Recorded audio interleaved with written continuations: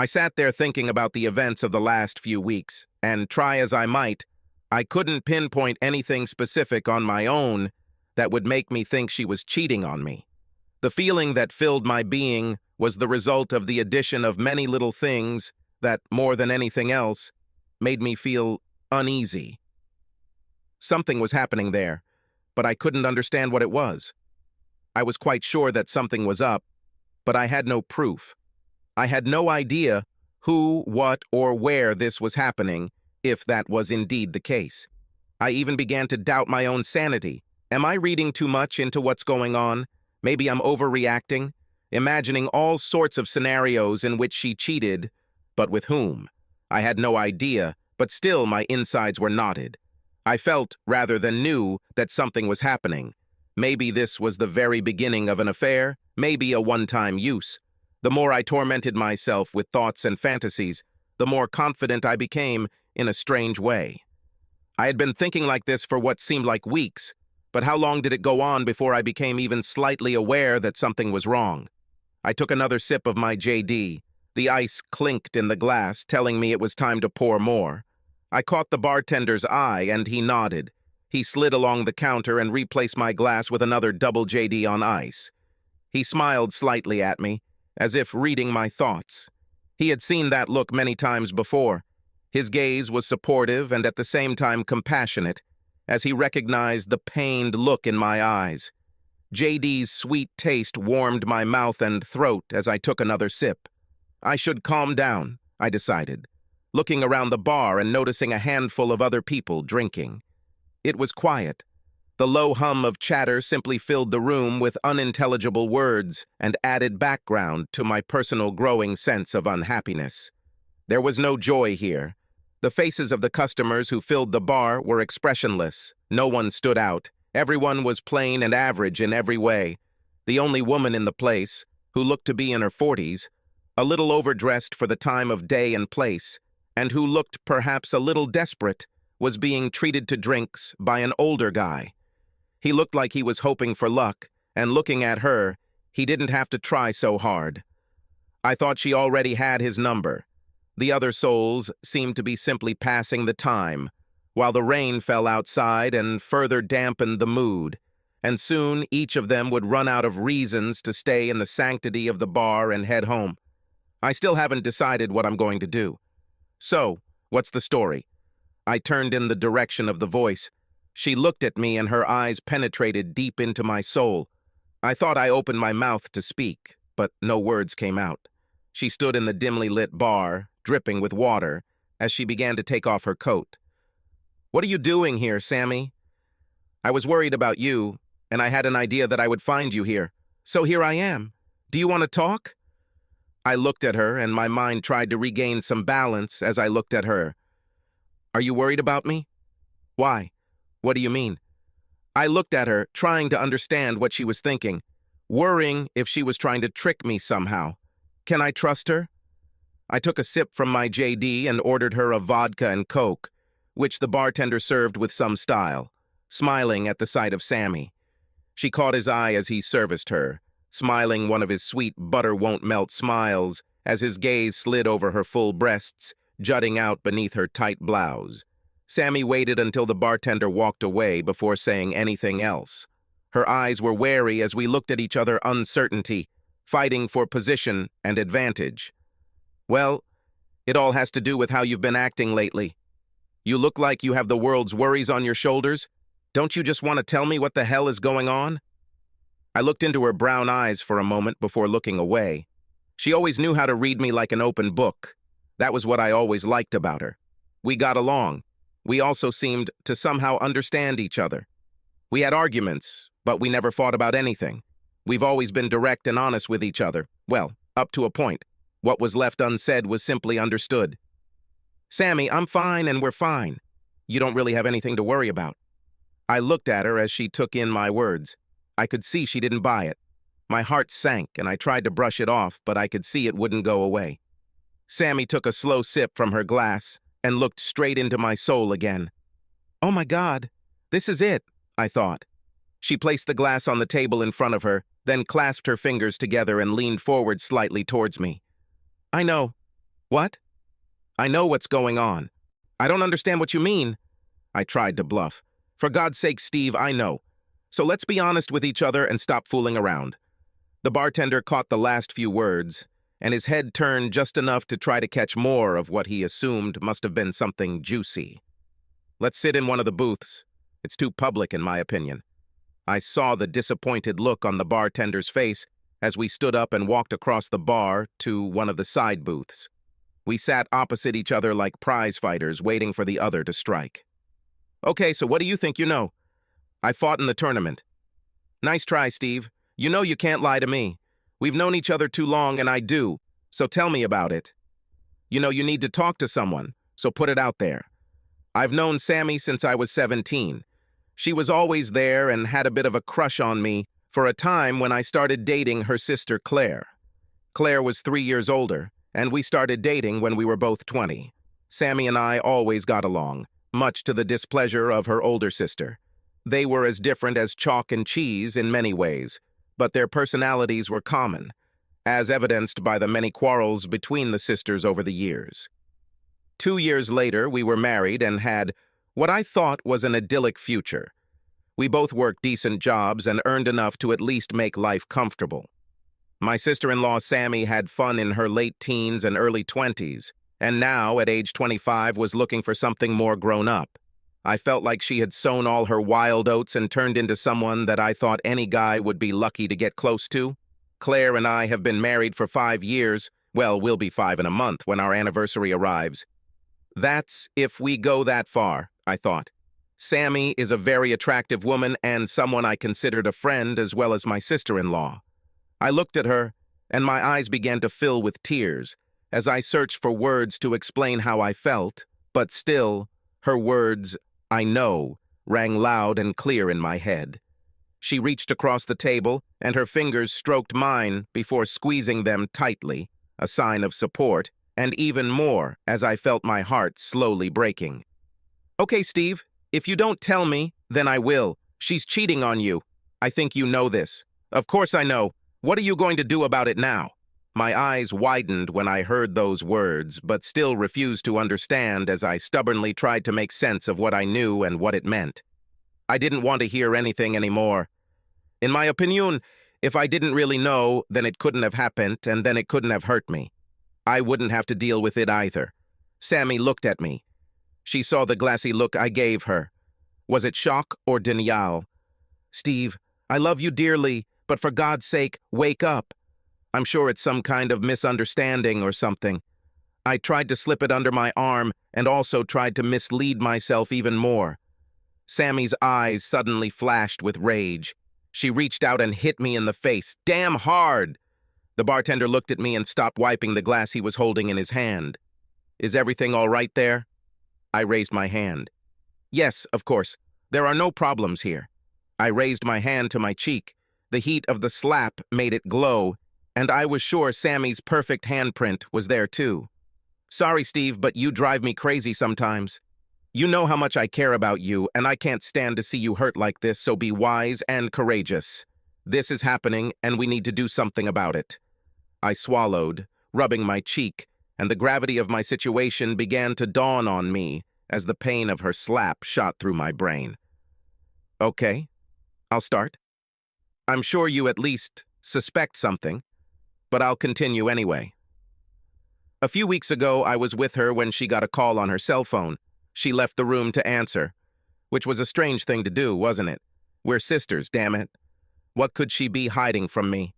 I nodded, fearing the worst, but as I sipped my JD, she continued. I just thought it was weird, so when I had the chance, I checked her phone. She's so trusting. There is no lock code on it. The call was from a guy who was in her contact and introduced himself as Robert. I didn't know about any Robert or Bob, but thought I'd keep an eye out for any recurrence. "So who is this guy, Robert or Bob?" I asked, trying to rack my brain for any information about this name. I actually found out who he was about a week later. "This is a guy she knew years ago, before she even started dating you. Anyway, it looks like he contacted us through one of those social networks or a chat site or something like that. It looks like they've been messaging each other for a few weeks now, too. But I didn't know anything about it." All I knew was that there seemed to be little things going on that somehow stayed apart. Yes, I know, but it was all part of what they did. Nothing obvious, but it just seemed like everything was falling into place for them. So it's just a couple of friends texting each other. Reliving old times or something? Yes, it seems. Anyway, that's how it all started. Are you saying that something happened? Yes. Are you saying that you didn't notice anything suspicious? Only that it seemed like circumstances were conspiring to keep us apart, and, of course, the obvious lack of opportunity to have fun. Sammy looked at me with a look of disbelief on her face, as if I was stupid. What? I stared back at her. Steve, I love you dearly, but damn it, get your head out of your ass. Reality sank deeper into my drugged brain as her words became more real by the minute. Damn, I thought this was serious. I took another sip and gathered my courage. How far do you think it went? Or do you know? Sammy looked at me. Her eyes sparkled and looked away for a split second. That was all the answer I needed. When? How? Where? I asked quickly. My mind was now playing catch-up as I felt rage begin to boil inside me. The race between logic, common sense, and pure animal rage has begun. I know she's met him at least 3 times in the last 2 weeks. At first, I was not sure, and only 2 days ago I found out for sure that it had progressed. I was having lunch with one of my friends, who works with Claire, and she let it slip. I didn't show it at the time, and she hid it well, so I let it slide. It turns out she met him twice for lunch, and at least once for dinner one evening last week. Is this consistent with what you noticed? I looked at her, taking in her words. There have been a couple of times recently where I called her office to set up a lunch meeting and she wasn't there or she just left. Was this when she met him? Then last week she had a seminar that she simply had to attend. It was announced late and scheduled for after work. That evening she returned home late, after 12 o'clock. Reminiscing about the past, she came and said it had taken a long time and the team went for a drink at the hotel bar to relax before leaving. I also remember that there was no sex that night, and she also took a shower before bed. My mind was racing. My brain was confused as I perceived these hurtful facts, each of which increased the agony and turned the knife that was firmly stuck in my heart. To hell with all this, I suddenly spat. Sammy looked at me, and now there was concern in her eyes. Steve, what are you going to do? Don't do anything stupid. She shouldn't get you into trouble with the law. I looked at her, and from the expression on her face, I knew that she had noticed the change. My face seemed like stone, and my heart was now a block of granite. My body was preparing for what was to come, and she could see it. To hell with all this. I will not put up with this under any circumstances. This will stop. I'll stop this. There is no place in my life for a cheater. She will pay. He will pay, too. My eyes glazed over as rage bubbled up inside me. My muscles tensed and my fists clenched. I've never been a violent guy. I had my share of confrontations when I was younger, but I never looked for trouble. Sometimes you just have to take a step forward and face the truth, which is what I did then.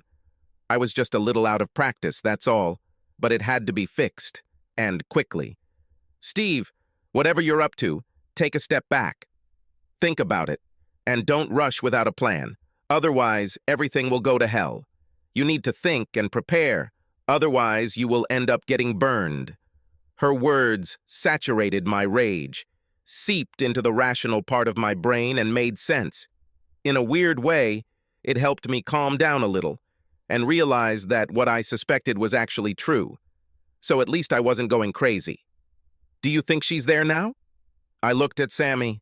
I saw that her eyes filled with tears, and the tear began its lonely path down her pretty face. Yes, I know that she is with him now. That's why I came looking for you.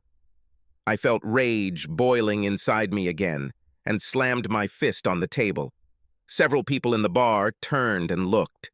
I raised my hand to the bartender, and he gave me that half-smile again. How the hell did he know? Do you know where exactly? I asked, more hopefully than anything else. No, I have no idea, but tomorrow I'll see my friend again and find out what I can. I know he's married and has a couple of kids, although I'm not sure where he lives yet. But I'll do my best to find out if it helps. I reached for her hand, holding it tightly, and brushed a tear from her cheek. Thank you, Sammy. I know it's hard for you, but I really appreciate it, I really do. What are you going to do? She looked at me worriedly. I know I can't do what I want, at least not yet, but I'll stop it.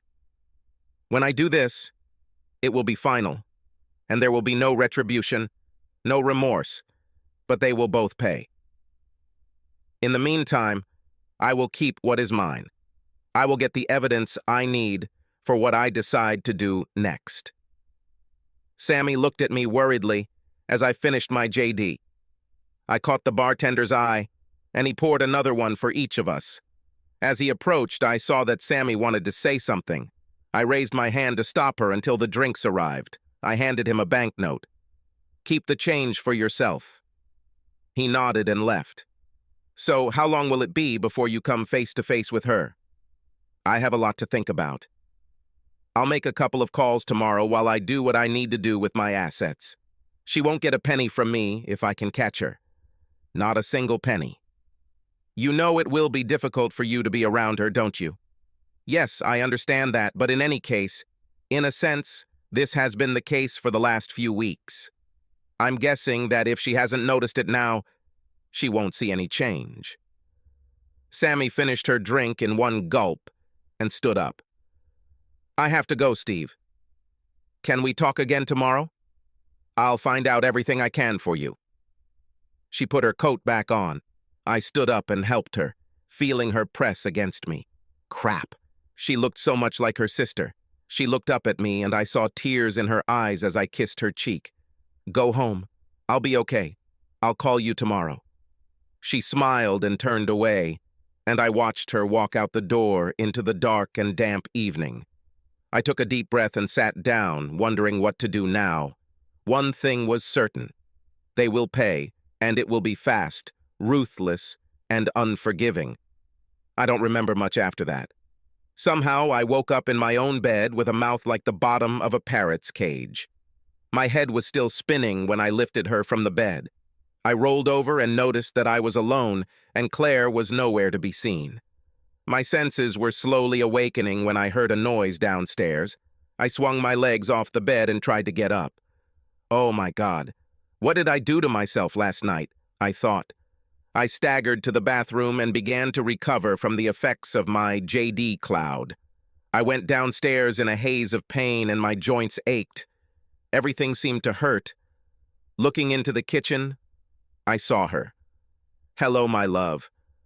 What did you do last night to get into this state? Would you like to know, bitch? I had a drink with an old friend, that's all. Got carried away. I sat down, poured myself some orange juice, swallowed it, and went for another. Oh, really? Who was that? Anyone I know? My mind turned on. No, I do not think so. It was Bob. I knew him a long time ago. Haven't seen him in years, and he was in town for a couple of days on business. Bob? Something flashed across her face when she turned around. Yeah, I'm sure you probably remember me mentioning that. We went to college together and played football for a couple of years. Tall guy, dark hair, he still asked about you. Claire looked puzzled. Sorry, I don't remember any Bob. But still, the main thing is that you have fun. Strike first. She sat opposite me at the table. I looked at her, remembering my conversation with Sammy yesterday. So, honey, what did you do last night? Was there anything exciting? What time did you arrive? She looked me in the eye as she lied to me. Oh, nothing special, really. I finished my work and then the two of us went out for something to eat and drink. I was home by 9:30. I started to worry about you, but then I remembered that you had a late meeting. I knew she wasn't home by then because I was still home at 10 p.m. That's when I got enough and went to the bar. Second strike. I have some things I need to do this morning, so I'll take a shower and hit the road. I may be late tonight, so don't wait. Bob said he'll be in touch. We still have some catching up to do. You'll have to invite him over if he stays here for a few days. It's nice to meet old friends. I'm sure I will do it. You must remember him fondly. She looked at me blankly. Her face tried not to react in any way and not give anything away, but she felt something. I saw it. Maybe it will come back to me later, love. Now move, otherwise you will be late. Do you want me to drive? You actually drank a little too much last night. No, everything is okay. I still need to get a taxi and pick up my car, as I remember leaving it at the bar, so thanks anyway. I went to get dressed after drinking more orange juice and a couple of painkillers. I left the house 30 minutes later while Claire was getting ready. I had a busy day ahead of me. I was sure of one thing, this would not last long. I gritted my teeth when I thought about Claire with this Bob character. My fists clenched. He was going to pay, and I was going to crush the bastard. The work was chaotic. I had call after call to sort out problems on the line. My secretary hosted some, but there were meetings I needed to attend, so I couldn't avoid any of them. By mid-morning, the initial rush had subsided, and I had some almost free time to sort out my personal problems. I closed my office door and started checking my finances. Within 15 minutes, I had tightened the strings of my wallet and moved some cash out of reach. I also made an appointment with a lawyer to discuss a possible divorce. I still had a few days left before that, so I thought this would give me time to get more information. Not that it would matter that much anyway, but it might give me some leverage. Claire had her own bank account and credit card, so nothing needed to be done there. The problem was access to our joint account, but I quickly closed that loophole so that if it came down to it, she wouldn't be able to get more than what was left. My own account was secured and only had a small balance in it. The rest was withdrawn and safe. We didn't have children, so it would have essentially been a straight break if it had come down to it. I decided to myself that the only way we could get past this was if Claire confessed her sins, so to speak, and asked for forgiveness. Show any restraint, and everything will be over between us. This thought made me sad. I sat silently at my desk, thinking about what happened and the actions I took today. Did I need more information about Bob's character and the evidence? Or would the fact that I knew about it be enough to really get them both? The phone rang, disturbing my thoughts. Yes. It's me, Sammy. How are you, Steve? Oh, I'm busy with things, thoughts, plans, all this and much more. Mostly I don't understand why, but I started to make progress. I learned more about this guy from my friend. His name is Bob Stones, and he is married. I also have his address and where he works. I was able to get this without reporting what was happening. My friend knows Claire and recently saw her with him.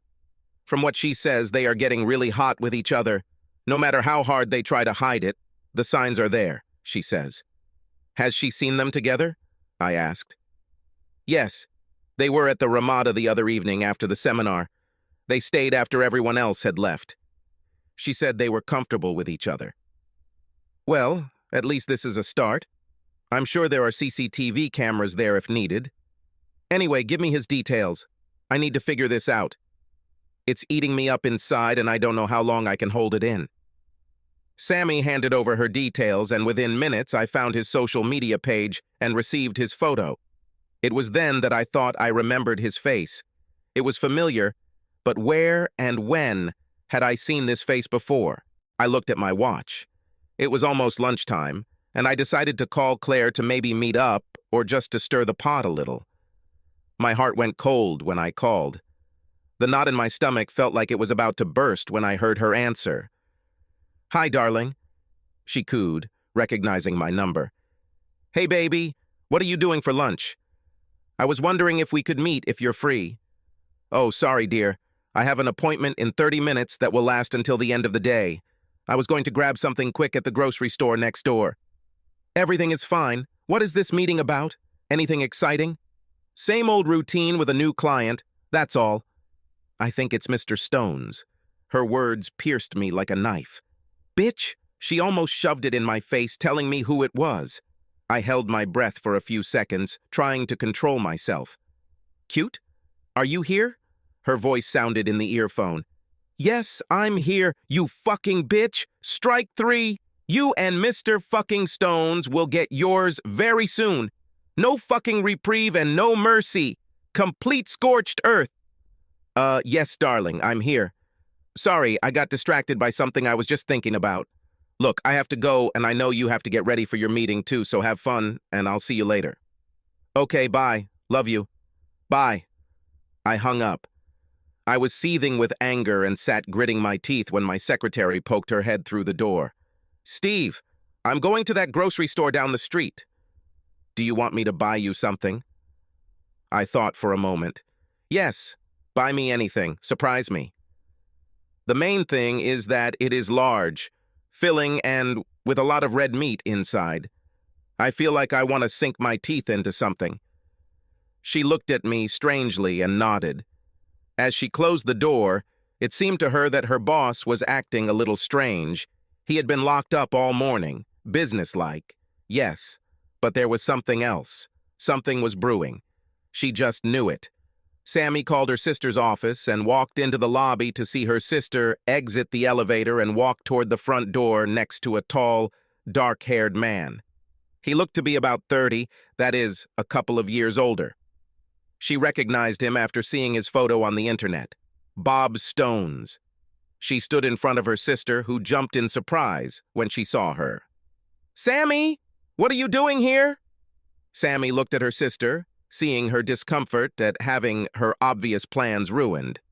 I just thought I'd pop over to see my sister and maybe go have lunch. She smiled innocently. Well, Mr. Stones and I are having a business lunch, so maybe another time.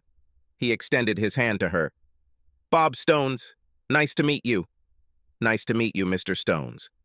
How long have you known Claire? He looked a little confused by her question. Claire started to pull her away. Listen, Sammy, we need to go. We have a meeting. See you soon. Sammy smiled as she watched the couple walk out the door and into a waiting taxi. She noticed her sister looking back at her as it drove away. I sat in my office, chewing a huge piece of pie. It was stuffed with red meat, and I smiled to myself as I slowly bit into it, savoring it and thinking about my next steps. Sammy confirmed that Claire had left her office, so I called her secretary and found out that she would be gone all day. Well, isn't this damn great? As far as my finances are concerned, everything was settled. I had a locksmith on speed dial and agreed ahead of time on what was required. My lawyer was on edge and ready to act as soon as I gave him the rest of the information he requested. Okay, tonight was supposed to be the first step. I was going to really mess around with this couple for a while before I pulled the trigger. My old man always told me, don't let them know that you are following them. Just take route number 1, be straightforward and destroy the bastards to hell. A person who has few, to say the least, direct words. Maybe it was something I had forgotten about recently, but it was getting damn close. It was on its way. That evening I was at home. When Claire walked through the door, she looked beautiful. Nothing unusual, she smelled normal too, until I went up to kiss her. It was the unmistakable smell of men's cologne, faint, but still noticeable. She noticed that I was looking at her. I didn't say anything, kissed her lightly on the cheek, and headed for the door. Where are you going? Are you okay? I am fine. I have a problem that I need to deal with, that's all. Just going to see Jerry. He invited me to play poker with a couple of guys from work. I thought it would do me good. It won't be too late. With that, I closed the door behind me and, gritting my teeth, got into my car and slid down the driveway. I drove to Jerry's, pulled up in front of his house, and he led me through the door into his garage. Jerry and I have a long-standing relationship. He always sailed with the wind and had gotten into trouble with the police in the past. But given his special combat training, he was the perfect friend for what I had in mind. You don't mess with a cage fighter. Jerry was a big guy, a little over 6 feet tall and weighing about 198 pounds. All muscle, not the kind of guy to mess with, trust me. With a personality to match his size, he was formidable. But we had been firm friends since school. I called Jerry earlier, and he offered to help in any way. No questions asked, no matter what. I needed this kind of support. We quickly slipped into the garage, and I changed into dark overalls and a matching ski mask. We were like two mime performers standing and looking at each other. Not a word was spoken as we climbed into the nondescript used car he had procured. There was nothing remarkable about her. As we walked slowly across town to the address Sammy had given me, we still didn't say a word. We agreed on the format in advance, so there was no need to say anything more. Jerry stopped the car near Bob Stone's house. There were no signs of life there, and the only light that we could see was on. We waited in silence when the front door opened. We saw him get out, get into his car, and drive down the road. Jerry followed at a safe distance, and we already knew where he was going, so there was no rush or panic. There were no problems with parking at the training field. We stayed in the car while Bob Stones went to get his usual 50-ball bucket. Apparently, he did this every week. It's amazing what you can learn on the internet if you know where to look. We made ourselves comfortable. The radio was on and Kenny Rogers was humming softly. Jerry looked at me as words poured out of the radio. He reached out and turned it off. We sat, watching and waiting. The tension inside me was almost unbearable. It was hard to stay still and not go out and beat around the bush, but it was risky. The parking lot began to empty until there were only a couple of other cars left. We both tensed up when we saw him heading towards his car. Jerry got out of the car and stealthily walked towards the target. Bob Stones was still getting over the last shot of his practice when he lifted the lid of his trunk and put his clubs inside. Jerry picked it up and stuffed it into the trunk along with the clubs. One well-aimed blow to the jaw was enough to silence him. Cage fighter Jerry gained the upper hand, and for the next 30 seconds Bob Stones was in severe pain in the trunk of his own car. Satisfied that he had used the human punching bag enough, Jerry turned his attention to Mr. Stone's groin, and soon several blows from Jerry's fist caused him to yelp before he passed out. He slammed the lid and quickly returned to the car, where I quietly, without fuss, drove us out of the parking lot. Everything went very well, Jerry thought, taking off his gloves and mask. Thank you, Jerry. I really appreciate it. Don't worry, buddy. Anytime. I am still your debtor, and I will never be able to repay you for what you have done for me. Well, that's what friends are for. At least your hands weren't broken, and there were no CCTV cameras in the parking lot, so it was a good job, as they say. Let's go back and start this card game. The rest will already be there. We drove back and played poker for the next 4 hours, just for fun, without high stakes. We were friends, and friends don't steal from each other. The atmosphere was good. All the guys knew what was going on and supported me the whole way. This alone made me feel good about what I knew I would also have to do to Clara very soon. But first I was going to mess with her head. I stumbled through the door just after 1 a.m. I exaggerated the amount I drank, and Jerry asked one of the guys to deliver my car. Claire stayed awake and waited. I thought it was time for an Oscar-winning performance. Darling, why are you not sleeping? I told you I'd be a little late. Are you okay? She looked at me intently. Jerry and the guys just dropped me off in my car, scared that I hit JD a little hard again. I threw my jacket onto the coat rack and missed miserably. I plopped down on the sofa and looked at her. Claire sat with her arms crossed over her chest, a look of disgust on her face. I stared at her with bulging eyes and a blank expression on my face. What? She just snorted. She was bursting with the desire to say something. Come on, bitch, post it. What's going on, Steve? Is there someone else or something else? You've been acting really strange lately. I laughed. I felt anger boiling inside me, but I swallowed it back. All in good time, Steve. Take your cold pill. I'm fine, my pedal. I've been having a hard time lately, that's all. It will all be over soon. Claire looked at me. My words were replaying in her head. I have seen that. She wasn't sure, but there was definitely something there. We went to bed. I pretended to pass out and apparently fell asleep almost immediately. This made her angry and she was ready to do anything, but I didn't play. The next morning, Claire was up first and made coffee, and I came crashing down the stairs, acting disgustingly like I had a hangover. I ran into the kitchen. Good morning, my love. How are you? My God, I have a good head on my shoulders again. Is there anything I can take for this? She threw some headache medicine at me while I sipped my coffee. She seemed calm. I saw her phone on the kitchen table and wondered if someone had called her. Claire saw me looking at her phone and I could tell she wanted to reach for it, but that would have seemed weird. I poured some more orange juice and, casually picking up the phone, saw a look of panic flash across her face. So she somehow got the message. I just glanced at it quickly before pushing it towards her. Needs recharging, my love. I don't want any messages not to be received due to a low battery. I left the kitchen and went to get dressed. Claire looked out for me as if she knew something was going on, and Bob didn't text her this morning like he had been doing for the last couple of weeks. He couldn't know, could he? She dismissed the thought. She couldn't have been so careless, and it only lasted a few weeks. There were several lunches, dinner 3 teams, and, of course, a hotel, which was also 3 times. In fact, she thought it was nothing special, just harmless fun, and Steve would never find out. He wasn't going to leave without her, was he?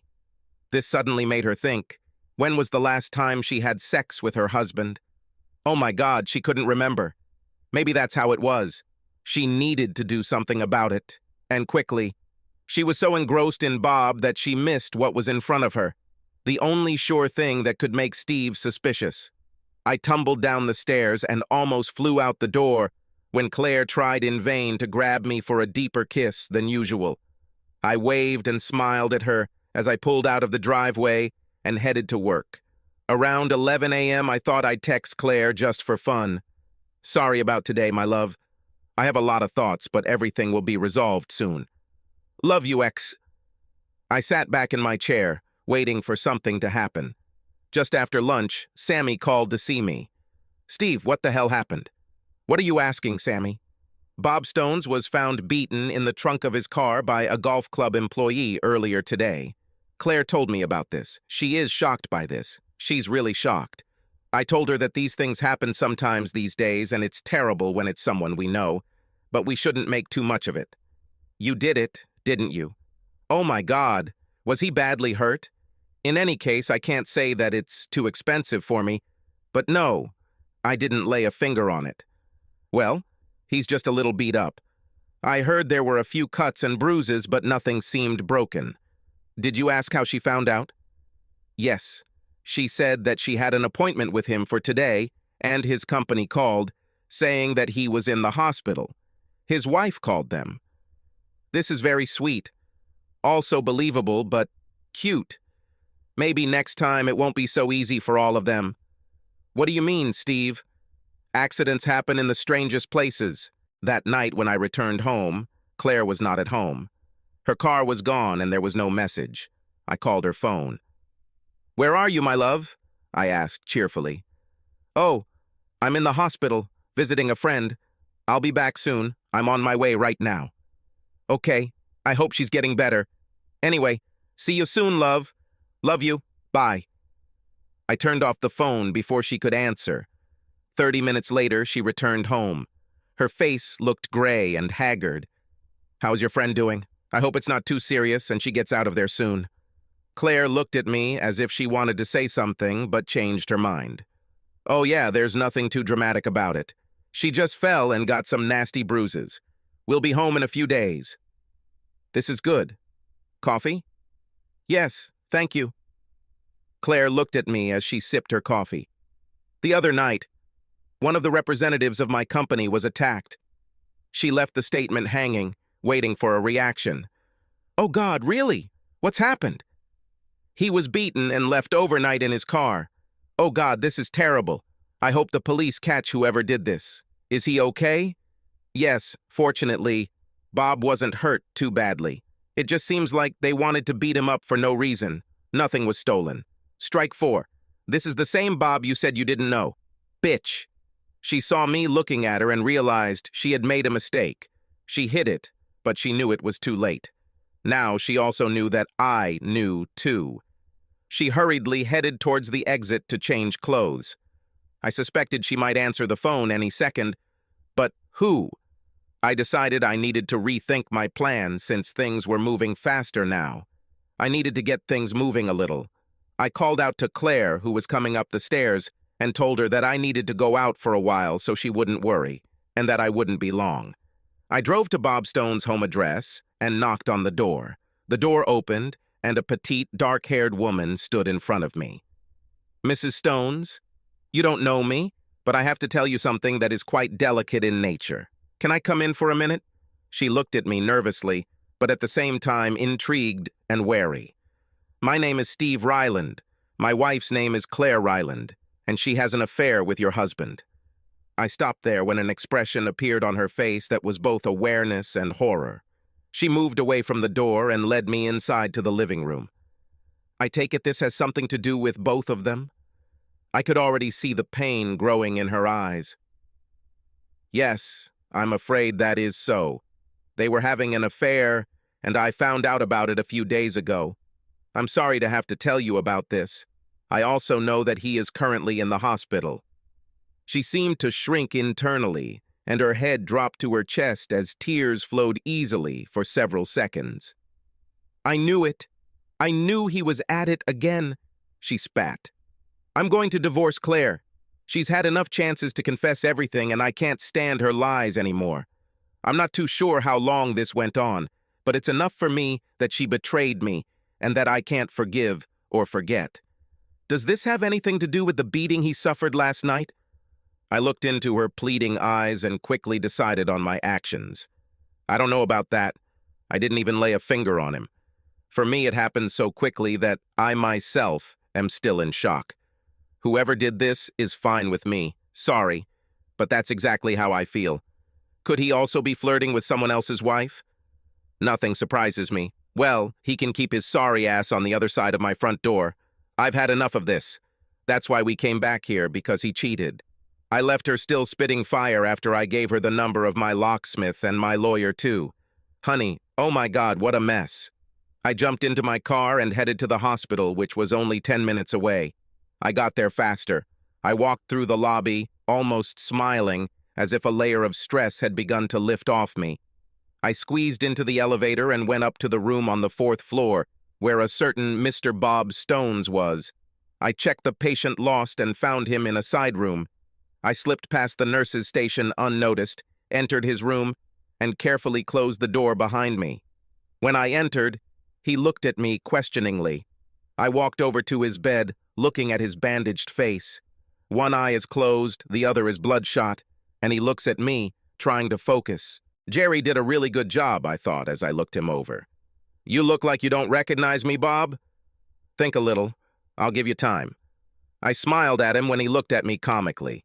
I sat on the edge of his bed as he looked at me through the bandages on his face. I could only see one very black and swollen eye, and it looked like he had problems with his jaw, too. Doesn't matter. I looked at the raised bedding supporting the weight of his lower body. Oh my God, this looks disgusting. It hurts, doesn't it? When I took the emergency button from him, throwing it under the bed, I poked him in the ribs and he squealed like a little pig. So, you still thought about who I could be, Bob? Do you want a hint? Still the same confused look on half of his face in bed. Let me think. Oh yes, this might help. How about you think about all the married women you've had sex with and how many marriages you've ruined? Is this a good enough starting point? His eyes looked at me, and I could tell his mind was buzzing as he tried to put the pieces of the puzzle together. Another minute passed as I waited, wanting to savor his pain and confusion. Another hint? Little Bobby? Try this. I'm married to a woman named Claire. Will it work? I saw the light bulb go off when he realized who I was. Like this. You understand everything, right? I smiled like a tiger before dinner. He nodded slowly. I'm glad we've got this sorted out now. I bet you're wondering why I'm here, aren't you? Yes, of course it is. Well, I came to deliver a message from your wife. I paused and waited for him to understand, and then I made a sound in my throat. It seemed like his throat was injured, so he couldn't speak very clearly at all, no matter. She told me to send you. It's clear enough for you. Fuck off. Do not come back. The divorce will be sent by mail. Oh, and by the way, screw you. I saw a tear flow from the only eye I could see. I started laughing. He couldn't move, and I laughed some more. Watching him struggle, I leaned over him and looked into his one eye. I'm divorcing my wife because she had fun with a scumbag like you, and this is just the beginning for you, my friend. We will meet many more times. Of that you can be sure. I will ruin your life like you ruined mine. I'll never stop, so start running. Oh, and by the way, I didn't do this to you, just so you know. I wanted him to wonder who it was. I raised my fist as he watched and slammed it hard into his one open eye. I felt something crunch, no big deal, and then another quick blow to my balls. He screamed and then lost consciousness. I got up and left the room. Satisfied? Not in the slightest, but it was a start. He could lie there, knowing he screwed up and not being able to do anything about it. No one saw me leave, and if they had, they would have seen the big smile on my face. I drove home slowly to deal with the other half of my problem. My inner anger was under control because once the retaliation began, it was simply a course of action that would run its course, which I will follow and enjoy for the most part. I was sad at the end of my marriage, but as much as I hurt at that moment, I knew there was never going back after her betrayal. My only consolation was that the parties who hurt me would feel it to a much greater extent. I do not forgive. There was a note on Bob Stone's card that we would meet again. I parked my car in the driveway of the house. Claire's car was parked where she had left it no more than 2 hours ago, and I absent-mindedly tapped the hood as I passed her on the way to my front door. I put my key in the lock and thought this might be the last time I do this as a married man. My heart suddenly felt like lead when I walked inside. It was as if all the worries of the last few days suddenly became real and incredibly heavy on my shoulders as I slowly walked towards the living room. As I approached the door, I heard the TV murmur in the corner of the room. I stood motionless, staring at her. Claire sat perched on the sofa. Her behavior was filled with fear and trepidation, as if she was waiting for the axe to fall. She had a feeling that something was wrong, as if the game was over, but nothing had been said yet. She was trembling with excitement, trying to remain calm, and I stood and watched her. She raised her head, and I saw fear in her eyes. Her mouth tried to say something, but nothing came out. I walked into the room and then walked past her, getting myself a drink.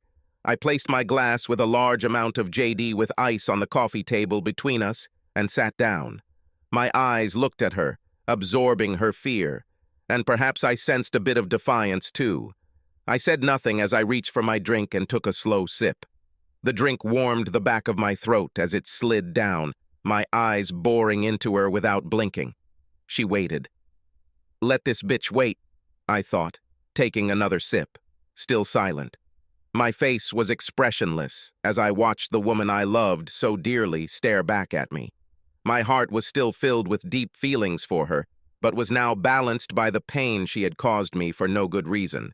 Now she would begin to feel my pain too.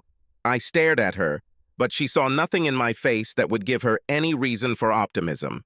So much has already been said between us without any words at all. Claire seemed to pull herself together and straighten up as she apparently decided to be bold. She had no idea what I knew and could no longer bear the accusing silence. Where did you go? Her eyes betrayed her concern, while I sat motionless and silent. Talk to me, damn it, she stammered. I took another slow sip of my JD. I really love JD after a busy day, I thought as I watched her get more and more stressed. What's wrong with you, Steve? She hissed, angry at my silent treatment of her. Okay, Claire, I'll tell you where I went if you also tell me where you were, okay? She looked at me hesitantly and warily as her mind began to race, like two prize fighters weighing each other, not sure who would make the first move, fearful of a counterpunch. I told you I was in the hospital and visiting a friend. What does all of this mean? She leaned back in her chair, crossing her arms, pleased with her first throw. I took another slow puff of my JD. Honey, I just knew you would say this. Do you want to try again? She watched my calm speech, and I saw fear flash in her eyes. Now she was scared. I was with my friend, as I already said. What is wrong with you? And again, she thought she had brushed off the question and turned it back to me. Okay, Claire, enough of this nonsense. I'll tell you where I went, okay? It will be easier for you to understand what we are getting at. I myself was visiting a friend. I didn't know her very long, but what I had to tell her was really very important. I haven't even met her before, but I can say that we are kind of friends now. I watched her face carefully. I could tell she was trying to control herself, but when she stuck her chin out, her defiant look gave her away. Did I have an enlightening conversation with her about her husband, Bob Stones? Perhaps you've heard of him. I saw the curtain begin to slide. It looks like her husband had an accident and ended up in the hospital. Nothing serious, just some pretty nasty bruises, so he'll live. So that's good, right? Claire's face flushed as she felt the net closing in around her as I played with her. What did you want to talk to that Stones woman about? Claire asked, knowing the answer but afraid to hear it from my lips. It looks like her husband is a serial philanderer, skirt chaser, traitor, or whatever you call it. Either way, I found out he cheated and felt she had a right to know. Oh my God, she gasped, feeling something tighten around her throat like a noose. Are you okay, honey? Can I get you something to drink? Do you know anything about Bob Stones' affairs, my love? I sipped my drink while she tried to find the words. Her mouth wouldn't listen and nothing came out. Let me help you here. I looked intently into her eyes, wanting her to see my deepest feelings now. I know. Her eyes widened and her hand went to her mouth as the realization hit her hard. I watched her face as she looked back at me. Shock, disbelief, all this and much more, when she was looking for at least some support, but saw nothing on my face. I know about you and Bobby, baby. I knew this for a while, not long, but long enough. So if you have something to say, I suggest you do it now before you go. I emptied my glass and stood up to pour another. Are you sure you don't want a drink? I asked, much calmer than I actually felt, given the circumstances. She nodded. I poured us both a large drink and sat back in the chair opposite her. Claire took a long sip and then looked at me. It didn't mean anything. You know, it was just sex. It was just sex. Of course it was. It didn't mean anything at all, did it? Are we forgetting the vows we both made? I felt anger boil inside me when she mentioned the traitor cliché.